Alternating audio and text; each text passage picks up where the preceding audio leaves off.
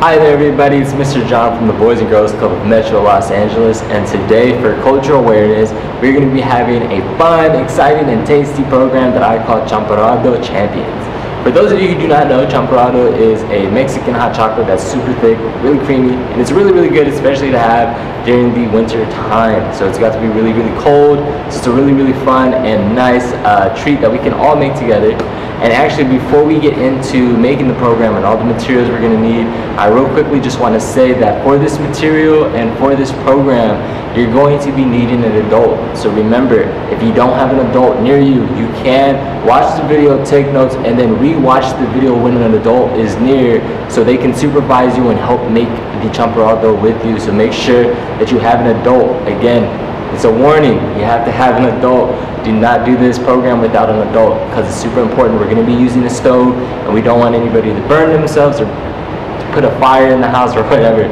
So we just want to make sure that we have an adult and we're really safe and having as much fun as we can, but as always, staying as safe as we can as well.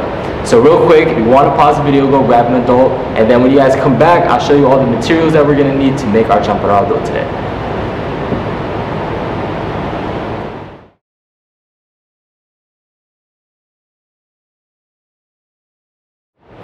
Alright, so hopefully you guys have an adult with you. It could be your parent, grandparents, aunts, uncles, or older sibling. So, before we actually get into it, hello everybody, nice to meet you. I'm Mr. John with the Boys and Girls Club of Metro Los Angeles. And today we're making Champurrado.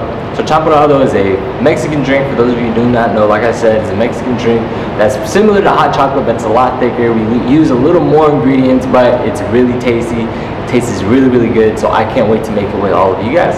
And so before we start, the materials we're going to need today, if you guys didn't see the slide, is going to be, we're going to need a bowl big enough to mix our stuff in, a whisk, a saucepan that we're going to use on the stove, so that's why your parents are here or your adult is here. And then we're also going to need mixing cups along with a cup to enjoy your delicious Champurrado. And that's just the kitchen tools we're going to need. Now we're actually going to get into the ingredients that we'll be needing today. So for our ingredients, you're going to need corn flour. You're going to need a half a cup of sugar. I know it's a lot, but it's going to be a lot of Champurrado we're going to make.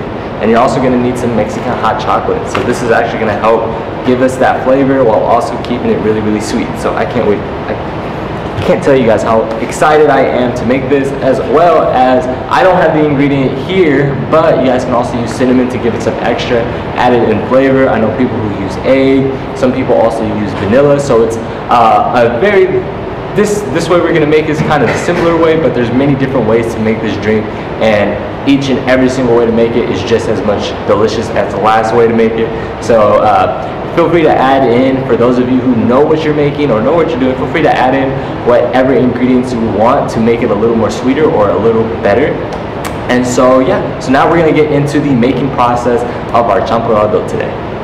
Alright everybody, so to start off our Champurrado, what we're going to do is in the pot, obviously I'm not on the stove right now, but you guys should be at a stove. And on the pot, what we're going to do is add 6 cups of water. Sorry, 8 cups of water is what you need, but right now we're just going to add 6 cups of water. And because I'm not on the stove, I'm not making too much, I'm just going to add 3. But the recipe does call for 6, and you want to make sure that it is 6. Alright, and then actually I'll add in 1 more cup. There you go. And right now I have 4. And then again within that, you're also going to add a half a cup of sugar. There's other ingredients that you can use to substitute sugar. You can use sweetener, pure sugar cane, whatever you would like. However, for this material, I am just going to use sugar. And again, I'm not over a stove, so I'm not going to use the whole half cup. But yeah, so we can add that in. And that should be good for now. And what we're going to do now is we're going to stir the sugar up just a little bit inside the water, as so. Sorry, I had to move my phone out of the way. But yeah, so we're going to stir the sugar up a little bit. And then we're going to put it on the stove, or if you're not on the stove already, you're going to leave it on the stove on high heat until the water boils and the sugar dissolves. So that means that you can't see the sugar. As you can see, we still have some of it all around, still floating around. So you want to make sure that the water is clear and the water starts to boil. And then while we wait for it to boil, so we'll put this one over here. We'll bring our big mixing bowl into the mix. See what I did there? There you go. And what we're going to do with our mixing bowl is that we are going to add 3/4, so 3/4 a cup of corn flour. So that's 1, 2, and last one, and 3. All right. So there goes our corn flour.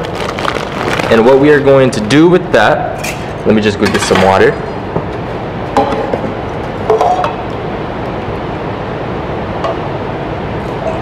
And another reason why I love to make this is that Champurrado reminds me a lot of my mom and the stories that she would tell me when she would make these. My mom is a Latina woman. However, growing up, a lot of the stories she heard about Mexico and about her tradition and culture have always been through food. So it's a really nice, cool way that we interact through our cultures is through food. And I just remember a lot of the stories that she would tell me from family and all that, and how they would get together on the holidays, and holidays would mainly just be them hanging out and eating food, telling stories, having fun. And yeah, so that's another reason why I want to make this with you guys, just so you guys can have another tradition to put into your mix. See what I did there again? All right, and then as you guys see, I added 2 cups of water into our corn flour, and what you're gonna do is you're gonna mix it for 10 complete minutes. I won't mix it for 10 minutes because we obviously have time, but this is what is going to be important. You want to make sure you mix it for 10 full minutes, and you want to mix it hard with the whisk, just because you don't want it to clump up, you don't want it to lump together, because when it does, that's when it's not going to end up as good or as thick as Champurrado usually is. So it's really important that we mix it up all together, mix all the ingredients, and you just want to mix it again for 10 full minutes. If you need to take turns switching with an adult, switching with another sibling, and just focus on mixing your Champurrado together. All right. And then like I said, I don't have 10 full minutes, and it looks like our water is boiling. So now what you would do for your water is that you're going to add in, let's see where I put it. You're going to add in now the Mexican hot chocolate. So Abuelita is is my favorite Mexican hot chocolate.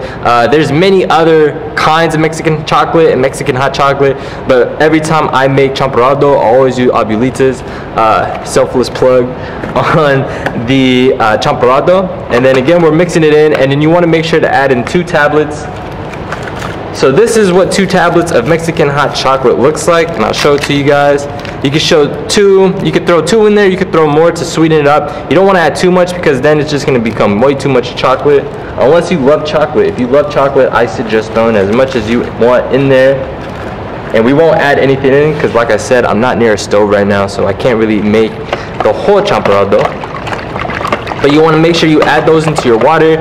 And then as soon as you add in the chocolate and the water starts to boil, you're going to lower it down to medium to high heat.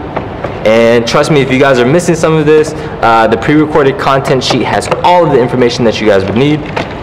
And so you're gonna add in those chocolate in there, and you're gonna keep whisking until the chocolate actually dissolves into the water. And then you have a nice hot chocolate looking pot.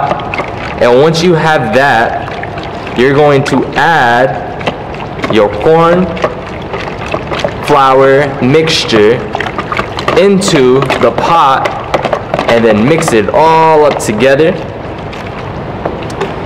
And let me show you guys what that looks like. Feel free to look at the corn mass or the corn flour while we add in some of our own specialized ingredients.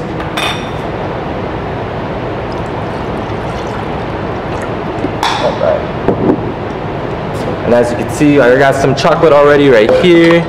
And that's what your pot should look like, some chocolate base. And then we're just gonna add the corn mass in. There you go, nice.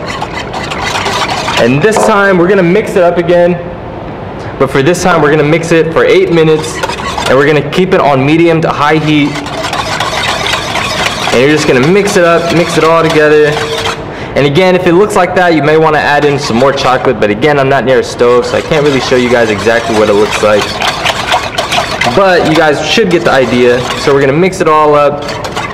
And again, you want to watch out for anything that's clumping together. You don't want anything to clump, any lumps, any little bits of corn flour together, because then it's not going to come out as creamy. So again, whisk it as much as you can.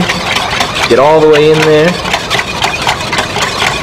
And now, since it's mixed and we whisked it for about 8 minutes, you're going to let it sit. And you're just going to turn the oven off, let it sit for 5 minutes, and just be careful because the champurrado is actually going to be very, very hot.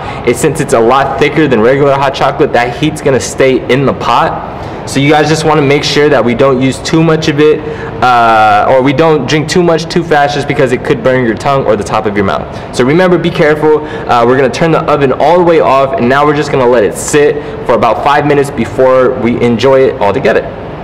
You guys, so now you guys should have your delicious cup of champurrado, and hopefully it's as good as the one I'm drinking right now. It's pretty good. But so before we end it out and before we head out to enjoy our delicious treat today, I real quickly want to go over the origin of champurrado and what it means to me and the traditions that I've come to know about my own culture. So champurrado, as we all know, is a Mexican drink. It's originated in Mexico. And it was made, it's originally made with corn, but we use corn flour. Corn flour isn't kind of the same, but it's similar. But corn, chocolate, sugar, sugar cane, and cinnamon. So all of this stuff are things outside of sugar cane. So chocolate, corn, and cinnamon are all things that you can actually find that grow in Mexico. And sugar cane was added in when Europeans would come by, because Europeans actually brought sugar from Southeast Asia when they came over to Mexico. So it's a really nice drink. It's really fun. It's easy to make, but like I said, you need an adult around.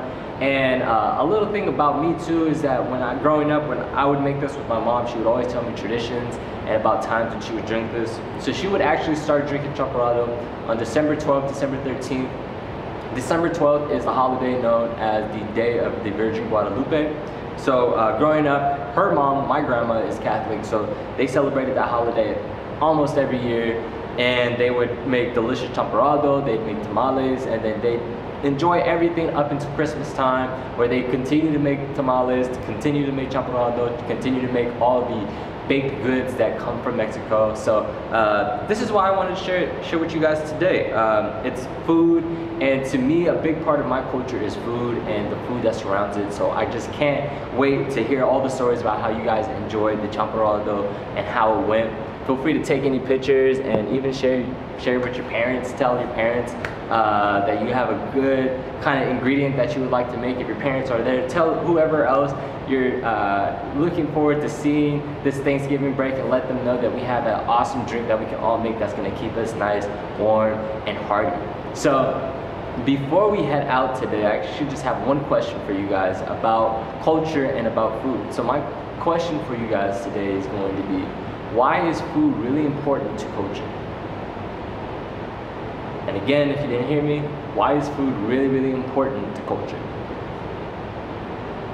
Nice, yeah. So food, just from my experience, food is super important to culture, because like I said, a lot of my culture comes from food, and a lot of the stories that I've been told from the history of my own family culture and my own family traditions to other traditions through my culture has been through interaction with food. So it's a really, really nice and cool way to kind of get started with the conversation of what is culture and what is my own culture, what is my cultural identity. So hopefully you guys had a lot of fun today. I really can't wait to hear about all the fun you guys had. Before we actually head out, I real quick want to go over the schedule that we have for next week. So our schedule for next week, as always, we do our homework assistance from Monday through Thursday at 2 o'clock. So feel free to come through at 2 o'clock to get any homework questions you have answered. Tuesday, Wednesdays, and Thursdays, we have our live programs. I believe today's Friday, if you guys are watching this, but if you guys are not watching this on Friday, just know that on Wednesday, November 11th, we will be closed due to Veterans Day. So we won't have any family fun night, but hopefully, if you guys gather your family around and make the Champurrado together, that can kind of substitute for the missing out of family fun night for this week. And then, as always, make sure you guys are tuning into our pre-recorded content, which is Monday and Friday, and just learning about all the cool, fun stuff that we have in store for you guys. I think it's really cool. I can't wait to see all of your reactions.